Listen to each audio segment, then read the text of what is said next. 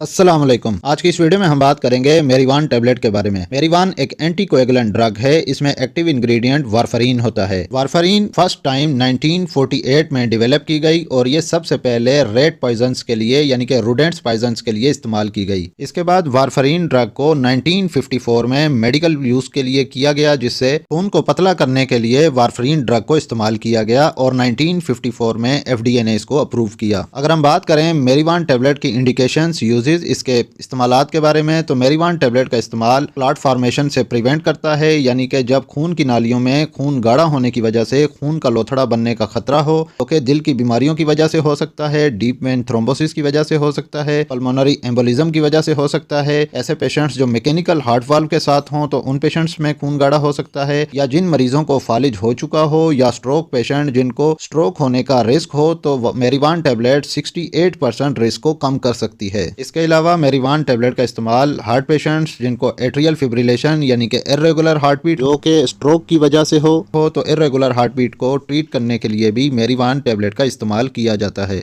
इसके अलावा जिन पेशेंट्स में माइट्रल वाल्व रिप्लेसमेंट किया जाता है, तो माइट्रल वाल्व रिप्लेस करने के बाद मेरीवान टैबलेट का इस्तेमाल किया जाता है। और जिन पेशेंट का एओर्टिक वाल्व रिप्लेस किया जाता है, तो एओर्टिक वाल्व रिप्लेस करने के बाद भी वारफरीन का इस्तेमाल किया जाता है। अगर हम बात करें मेरीवान टैबलेट के डोजेज के बारे में, तो मेरीवान टैबलेट का डोज डिपेंड करता है पेशेंट की कंडीशन पे, टाइप ऑफ डिजीज पे, रिस्क फैक्टर पे। माइल्ड टू मॉडरेट या सीवियर रिस्क फैक्टर्स पे इसका डोज एडजस्ट किया जाता है। जिस्म में खून गाढ़ा है या पतला, इसके लिए एक लेबोरेटरी टेस्ट कराया जाता है जिसको PTAPTT और INR टेस्ट कहा जाता है। INR इंटरनेशनल नॉर्मलाइज्ड रेशियो, जो कि जिस्म में बताता है कि खून कितना गाढ़ा है या खून कितना पतला है। ऐसे पेशेंट्स जो हेल्दी होते हैं, जिनको कोई बीमारी नहीं होती, उनका INR लेवल 1 होता है। ऐसे पेशेंट्स जो कार्डिक पेशेंट हैं, ऐसे पेशेंट्स जो मेरीवान वारफरीन टैबलेट का इस्तेमाल कर रहे हैं, तो ऐसे पेशेंट्स में INR की रेंज 2.0 से 3.0 के दरमियान होनी चाहिए। क्योंकि INR की वैल्यू अगर 2.0 से कम है तो इसका मतलब है कि खून बहुत गाढ़ा है, और अगर INR की वैल्यू 3.0 से ज्यादा है तो इसका मतलब खून बहुत ज्यादा पतला हो चुका है, जिससे किसी भी टाइम पेशेंट को ब्लीडिंग हो सकती है।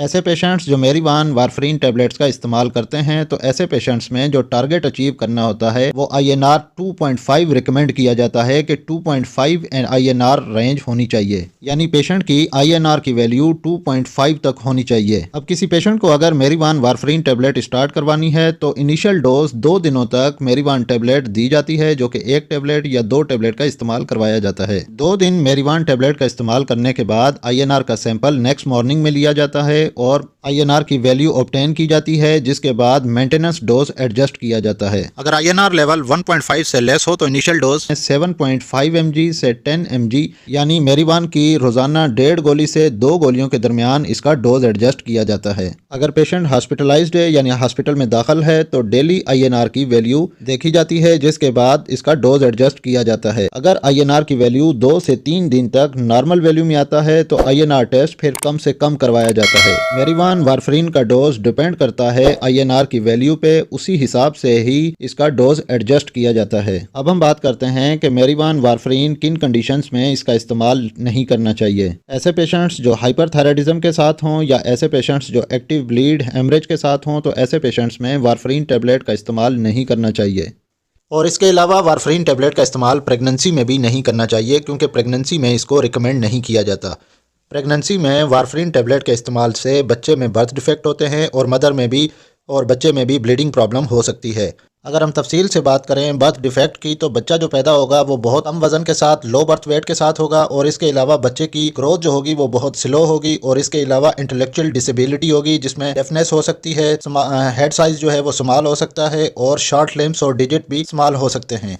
इसीलिए प्रेगनेंसी की स्टेज में वारफरीन को स्टॉप करके लो मॉलिक्यूलर वेट हेपरीन का स्टार्ट किया जाता है, जो कि प्रेगनेंसी में सेफ है, और throughout pregnancy low molecular weight heparin का इस्तेमाल किया जाता है। मेरीवान वारफरीन टैबलेट के इस्तेमाल से कुछ साइड इफेक्ट्स, एडवर्स इफेक्ट्स भी हो सकते हैं, जिसमें लाइफ थ्रेटनिंग एडवर्स इफेक्ट्स भी होते हैं, जैसा कि ब्लीडिंग। अगर ब्लीडिंग हो तो फौरी तौर पर वारफरीन मेरीवान को टैबलेट को डिसकंटिन्यू किया कर दिया जाए और फौरी तौर पर हॉस्पिटल पहुंचा जाए, क्योंकि मेरीवान टैबलेट के एडवर्स इफेक्ट से अगर किसी पेशेंट को एक्टिव ब्लीडिंग हो तो फिर संभालना बहुत मुश्किल होता है। इसीलिए एक्टिव ब्लीडिंग में फौरी तौर पर हॉस्पिटल पहुंचना चाहिए, ताकि फौरी तौर पर मैनेजमेंट की जा सके।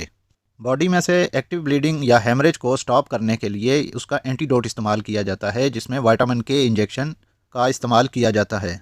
वैसे तो विटामिन के इंजेक्शन इंट्रामस्कुलर लगाया जाता है, लेकिन जो पेशेंट्स वारफरीन का इस्तेमाल कर रहे हैं तो ऐसे पेशेंट्स में अगर एक्टिव ब्लीडिंग हो तो फिर उन पेशेंट्स को इंट्रावेनस डाइल्यूट करके लगाया जाता है और उसके बाद मजीद मैनेजमेंट की जाती है। क्योंकि वारफरीन लॉन्ग एक्टिंग ड्रग है तो इसका असर फिर भी 24 घंटे तक ब्लड सर्कुलेशन में मुसलसल रहता है। इसके अलावा मेरिवान टेबलेट के इस्तेमाल से डायरिया, नोजिया और वोमिटिंग की या बॉडी में फटीग, थकावट की भी शिकायत हो सकती है। और जो मरीज़ वारफरीन मेडिसिन का इस्तेमाल कर रहे हैं तो वो अपनी खुराक का भी ख़ास ख्याल रखें। ऐसी ग़िज़ा ना लें जिसमें विटामिन के ज़्यादा हो, क्योंकि विटामिन के खून को मज़ीद गाढ़ा करता है। विटामिन के हरे पत्ते वाली सब्जियों यानी कि ग्रीन लीफी वेजिटेबल्स जैसा कि गोभी, भिंडी, पालक, शलजम में ज़्यादा पाया जाता है। इसके अलावा विटामिन के बीफ लिवर में भी ज़्यादा पाया जाता है। अगर आप ये खुराक खाएंगे तो ये ग़िज़ाएँ वारफरीन मेडिसिन के असर को कम कर देंगी। इसके अलावा जो पेशेंट्स वारफरीन इस्तेमाल कर रहे हैं तो ऐसे पेशेंट्स को क्रैनबेरी जूस और ग्रेप फ्रूट जूस से भी अवॉइड करना चाहिए। और जो पेशेंट हाइपोथायराइडिज्म के साथ हों तो ऐसे पेशेंट्स में वारफरीन लेस रेस्पॉन्सिव होती है, तो ऐसे पेशेंट्स में हायर डोजेस दिए जाते हैं। ये वीडियो आपको कैसी लगी कमेंट करके लाजमी बताइएगा। इस वीडियो को लाइक कीजिएगा और अगर आप इस चैनल पे नए हैं तो इस चैनल को सब्सक्राइब कर लें और साथ ही बेल आइकन का बटन ऑन कर लें ताकि हर नए आने वाली वीडियो का नोटिफिकेशन आपको मिल सके। तो मिलते हैं नेक्स्ट वीडियो में, तब तक के लिए